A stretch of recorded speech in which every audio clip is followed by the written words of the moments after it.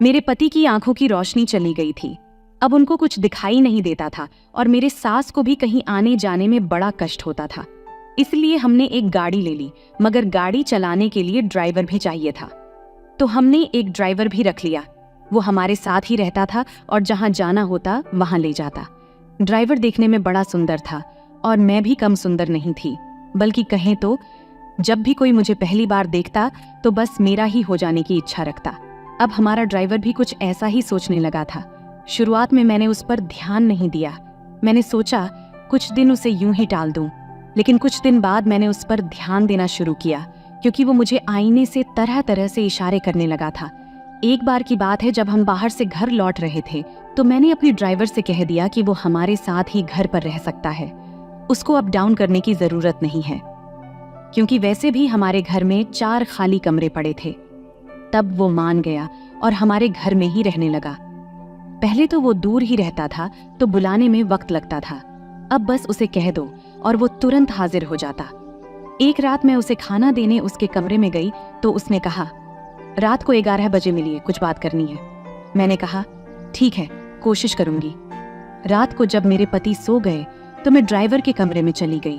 तब मैं काले रंग की नाइट पहन रखी थी, जिसमें सब कुछ साफ साफ दिख रहा था। तब मुझे देखकर उसके चेहरे पर हैरानी थी। मैं तो जाके सीधे उसके बिस्तर पर बैठ गई। फिर हड़बड़ा के उसने मेरा हाथ पकड़ा और बोला, आप बहुत सुंदर हैं। तब मैं हल्के से मुस्कुराई और नीचे देखने लगी।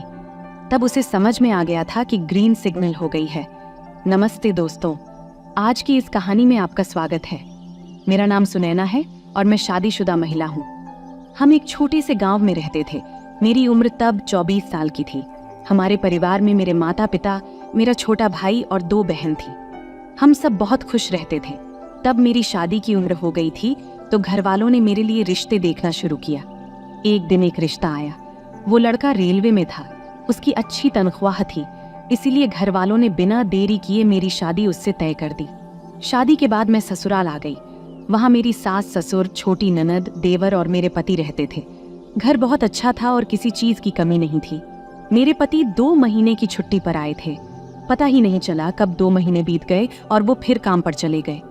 मैं घर के सारे काम करके फ्री हो जाती और फिर वक्त काटना मुश्किल हो जाता। आखिर अभी नई नई शादी हुई थी, इसलिए बहुत मन करता था, पर कैसे भी करके खुद को शांत करती रहती। एक दिन मेरा देवर अजय मेरे कमरे में आकर कहने लगा, भाभी आप अकेली क्यों बैठी हैं? हमारे साथ बातें कीजिए, या चली कुछ खेल खेलते हैं या कोई मूवी देख लेते हैं। तब मैंने कहा, देवर जी अभी तो मेरा किसी चीज में मन नहीं लग रहा है, धीरे धीरे लगने लगेगा क्योंकि मैं नई हूं ना। फिर एक दिन मैंने अपनी सास से कहा, मांझी मुझे मायके जाने का मन कर रहा है। तब वो बोली, तुझे अजय गाड़ी से छोड़ आएगा, बस में क्यों धक्के खाएगी। तब मैंने कहा ठीक है मांझी, और फिर अगले दिन मैं मायके जाने के लिए अजय के साथ निकल पड़ी। अजय ने मुझे घर छोड़ दिया और तुरंत ही वापस निकल गया। मैंने उसे रुकने को कहा, लेकिन उसने मना कर दिया।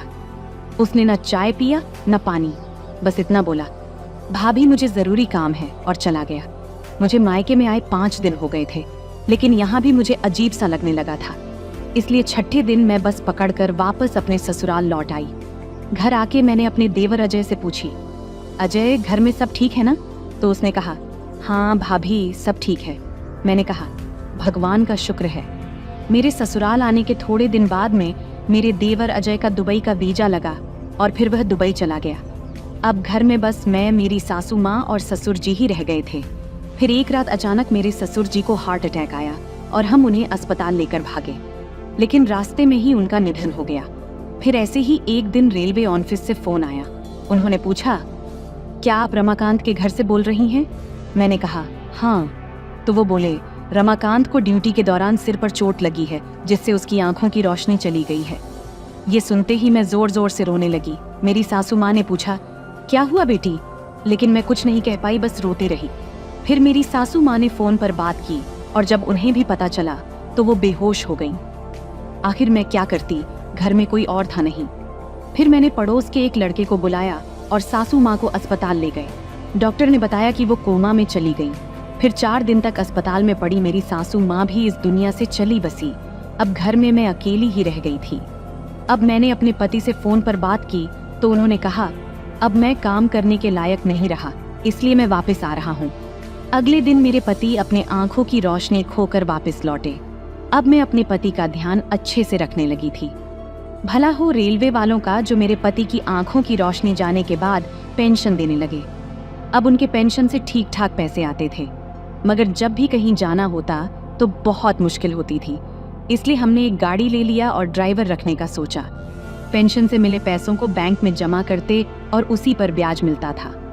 हमारा ड्राइवर देखने में बहुत सुंदर और होशियार था। ऊंचा, लंबा और खूब जवानी थी उसमें। अब जब भी कहीं जाना होता बस उसे फ़ोन कर देते और वो फट से आ जाता।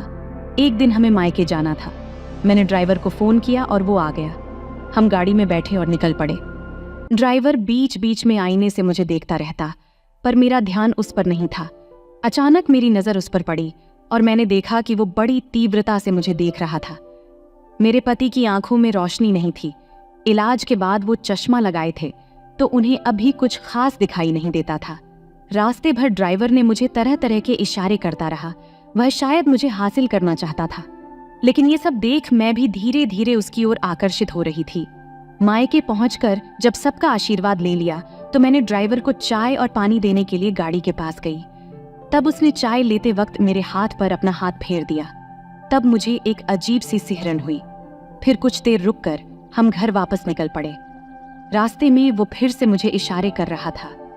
घर पहुंचकर मैंने अपने पति को कमरे में छोड़ा और बाहर ड्राइवर के पास गई। फिर मैंने उससे कहा, अगर तू यहीं ठहरना चाहता है तो रुक जा, क्योंकि कल हमें पेंशन लेने जाना है। तब उसने कहा, ठीक है भाभी। तब मैंने उससे कहा, हमारे घर में 4 कमरे खाली पड़े हैं, तू जिसमें चाहे उसमें आराम कर सकता है। रात बहुत हो गई थी तो वो रुकने के लिए तैयार हो गया। फिर मैंने रात का खाना बनाया, पहले अपने पति को खिलाया और फिर ड्राइवर के कमरे में खाना देने गई। तब मैंने कहा, खाना मनोहर खाना लो। मेरे ड्राइवर का नाम मनोहर था। तब उसने कहा, ठीक है भाभी, बेड पर रख दो। फिर मैं बेड पर खाना रखकर जाने लगी। तभी उसने मेरा हाथ पकड़ लिया और बोला, भाभी मेरी एक बात सुन लो। तब मैंने कहा, हाँ बोलो। तब वो बोला, तुम बहुत सुंदर हो, पर तुम इस अंधे आदमी के साथ कैसे जिंदगी बिता रही है। तब मैंने कहा कि पहले सब ठीक था, पर अब इनके आंखों की रोशनी चली गई है। इस पर ड्राइवर बोला, रात को 11 बजे तक जब आपका पति सो जाए तब आकर मेरी पूरी बात सुन लेना पक्का। तब मैंने कहा, जो भी कहना है अभी ही कह दो। इस पर वो बोला, अभी नहीं, जब मैंने कहा है तभी। और फिर मैं वहां से चली आई। रात के करीब 11 बजे मेरे पति गहरी नींद में सो गए और मैं धीरे से ड्राइवर के कमरे में चली गई। उस वक्त मैंने काले रंग का नाइट पहनी हुई थी, जिसमें मेरा पूरा रूप साफ साफ दिख रहा था। मुझे देखकर ड्राइवर की तो सांसें ही अटक गईं। वो मुझे बस देखता ही रहा और मैं तो जाकर सीधे उसके बिस्तर पर ही बैठ गई। फिर हड़बड़ाते हुए उसने मेरा हाथ पकड़ा और कहा, तुम बहुत सुंदर लग रही है। फिर ड्राइवर ने मुझसे पूछा, एक बात कहूं? तब मैंने कहा, हाँ बोलो। फिर वो बोला, नाराज मत हो ना। मैंने कहा, नहीं, बोलो तो सही। तब उसने कहा, क्या आज मुझे खुश कर सकोगी? तब मैं शर्मा कर सिर झुका ली। तब उसे समझ में आ गया था कि मेरी तरफ से हरी झंडी मिल गई है। मेरे पति अब वैसे नहीं रहे थे जैसे पहले होते थे। आंखों की रोशनी चली जाने के बाद से वो बहुत कमजोर हो गए थे। मैं एक औरत थी, मेरे भी अपने सपने थे जो अब मेरे पति पूरा नहीं कर सकते थे। तब उस रात मुझे वो खुशी मिली जो मैंने बहुत समय से नहीं पाई थी। उस दिन से हमारे बीच एक नया रिश्ता शुरू हो गया। अब जब भी मौका मिलता हम खुशी से वक्त बिताते, कभी दिन में, कभी रात में, कभी शाम में। मुझे अब कुछ भी मायने नहीं रखता था। मेरे पति को तो दिखता नहीं देता था, इसलिए कभी कभी तो हम उनके सामने ही हंसी मजाक करते करते छू भी लेते थे। अब ज्यादातर समय मैं ड्राइवर के साथ ही बिताने लगी थी, क्योंकि अब वो हमारे ही घर में ही रहने लगा था। हमने उसे अलग से एक कमरा दे दिया था ताकि किसी को शक न हो। धीरे धीरे समय बीतता चल गया। अब 4 महीने बाद मेरे पति की आंखों की फिर से जांच होनी थी।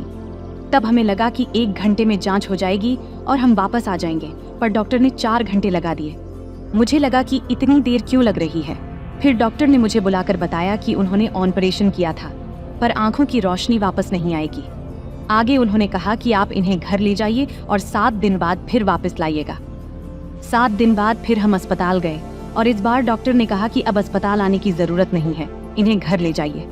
उस रात मैंने अपने पति को कमरे में छोड़ा और फिर से ड्राइवर के पास चली गई। पर इस बार जो हुआ वो मैंने सपने में भी नहीं सोचा था, क्योंकि इंटीमेट के दौरान अचानक मेरे पति हमारे सामने आ खड़े हुए। फिर वो बोले, मुझे कितने दिनों से शक था तुम पर। मैं आंखों से भले ही अंधा हो गया था, पर कानों से सुन सकता था कि तुम दोनों क्या कर रहे थे। जब तुम मेरे सामने ये सब कर रहे थे तो मैं सोने का नाटक करता था। मुझे सब कुछ समझ में आ रहा था, बस मैंने तुम दोनों को रंगे हाथ पकड़ने की ठान लिया था।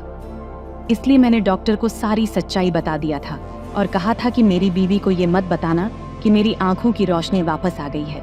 इसलिए डॉक्टर ने ये बात तुमसे छुपाया। फिर उन्होंने मेरा ऑपरेशन किया, जिससे मेरी आंखों की रोशनी वापस आ गई और 7 दिन बाद वापस गए तब मेरे टांके भी काट दिए गए। पर तू ड्राइवर के प्यार में इतनी अंधी हो गई थी कि तुझे कुछ समझ ही नहीं आया। तुझे सिर्फ यही ड्राइवर चाहिए था। कितनी बार तुम दोनों ने साथ में मजे किए इसका मुझे पता नहीं, लेकिन मैं खुद को कैसे काबू में रखता हूँ ये भी मुझे नहीं मालूम। आज मैंने तुम दोनों को रंगे हाथ पकड़ ही लिया। इतना सुनने के बाद मैं अपने पति से कहने लगी, सुनो जी, इसमें मेरा कोई कसूर नहीं है। ये सब इस ड्राइवर मनोहर का काम है। इसी ने मुझे अपने जाल में फंसाया है। तभी ड्राइवर बोला, तुम ये क्या कह रही हो? इसमें तुम्हारी भी मर्जी थी, तभी तो तुमने मुझे अपने पास बुलाया। मैंने तुझे जबरदस्ती अपने जाल में नहीं फंसाया। यह सब सुनते ही मेरे पति का गुस्सा 7वें आसमान पर आ गया और फिर मेरे पति ने मुझे तलाक दे दिया। तब भी मैंने सोचा था कि ड्राइवर के साथ नई जिंदगी शुरू करूंगी, मगर जल्द ही मुझे अपनी गलती का एहसास हुआ। धीरे धीरे मेरे खुद का माँ बाप और पूरे परिवार वालों ने भी मुझसे नाता तोड़ लिया। अब हालात ये थे कि ड्राइवर भी मुझसे दूर हो गया और मैं अकेली रह गई। कुछ ही दिनों बाद खबर मिली कि मेरे पति ने मुझे छोड़कर अपने छोटे भाई अजय के पास दुबई जाने का फैसला किया। वहीं जाकर उन्होंने नई जिंदगी शुरू करने का सोचा। जाते जाते बस इतना ही कहा, तूने जिसको चाहा उसे पा लिया। अब मैं अपनी जिंदगी नए सिरे से शुरू करने जा रहा हूँ। फिर दुबई जाने के बाद मेरा देवर अजय एक दिन मुझसे फोन पर बात करने लगा। उसकी आवाज में साफ नाराजगी थी। उसने कहा, तुझे क्या लगता था मेरे भाई को छोड़ने के बाद वो तुझसे भी बुरी हालत में रहेगा? ये तो सोच भी मत। दुबई आकर भाई ने एक नई शुरुआत की है और अब वो एक औरत से शादी कर रहे हैं जो खूबसूरती में तुझसे कहीं ज्यादा है और वो भाई से सच्चा प्यार भी करती है। उसकी बातें सुनकर मुझे एहसास हुआ कि मैंने अपने लालच में किस तरह सब कुछ गंवा दिया। मैंने वो सच्ची खुशी खो दी जो मेरे पति के साथ थी। मेरी गलतियों की वजह से मैं अब अकेली थी और मेरे पति अब अपनी नई पत्नी के साथ खुशहाल जिंदगी बिता रहे थे। आज मैं इस खाली घर में अकेली बैठी हूँ। सोचती हूँ कि कैसे मेरे लालच ने मुझे एक अच्छे इंसान से दूर कर दिया। मैंने अपना परिवार, इज्जत और वो प्यार सब कुछ खो दिया और अब यहाँ मेरे पास पछताने के सिवा कुछ नहीं है। कभी भी अपने सच्चे साथी का दिल न दुखाओ। दुनिया में पैसा, खूबसूरती और इच्छाएं हमेशा रहती हैं, मगर सच्चा प्यार और वफादारी जीवन में बहुत मुश्किल से मिलते हैं। तो दोस्तों, यह थी हमारी आज की थोड़ी सी बड़ी कहानी। आपको यह कहानी कैसी लगी कमेंट करके जरूर बताएं। अगर आपको यह कहानी पसंद आई हो तो इसे लाइक करें और अपने दोस्तों के साथ शेयर करें। आगे भी ऐसी ही रोमांचक कहानियों के लिए हमारे चैनल को सब्सक्राइब करें और बेल आइकन दबाना न भूलें ताकि आप हमारी कोई भी कहानी मिस न करें। धन्यवाद।